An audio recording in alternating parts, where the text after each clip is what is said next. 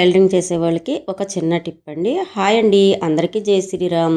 ఈరోజు ప్రొద్దుటే షాప్ తీసుకొని అర్జెంట్ బ్లౌజులు ఉన్నాయని వేస్తున్నానండి. అలాగే కస్టమర్ వచ్చారు. ఆంటీ టాప్కి హ్యాండ్స్ వేయాలి, వేసేస్తారా అన్నాను. వేస్తానమ్మా ఇవి అని తీసుకున్నానండి. తీసుకుంటే ఎంతసేపటికి కావాలి అని అడిగానండి. అంటే వాళ్ళు ఒక అరగంటలో వచ్చేస్తాను, వేసి ఉంచేయండి ఆంటీ అన్నారు. సరే హ్యాండ్సే కదా వేసేద్దాంలే అని తీసుకున్నాను. తీరా చూస్తే ఆ టాప్కి హ్యాండ్స్ ఇవ్వలేదటండి, రెడీమేడ్ టాప్కి. మీ దగ్గర క్లాత్ ఉంటే వేసేయండి అంటే టాప్కి హ్యాండ్స్ లేవు అన్నారు. అలాగే నా దగ్గర బ్లాక్ క్లాత్లు 2 క్లాతులు ఉంటే ఆ క్లాతులు చూపించానండి. సరే అందులో ఒక క్లాత్ నచ్చింది అమ్మాయికి, ఆ క్లాత్ వేసేయమన్నారు. నేను ఆ టాప్ ప్రకారం కొలతలు తీసుకుని హ్యాండ్స్ కట్ చేసి హ్యాండ్స్ వేసానండి.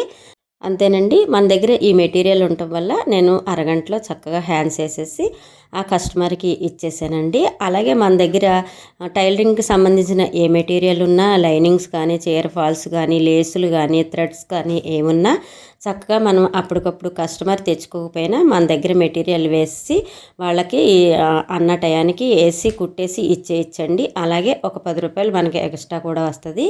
మీరు కూడా మెటీరియల్ తెచ్చుకుని ఇలా ట్రై చేయండి.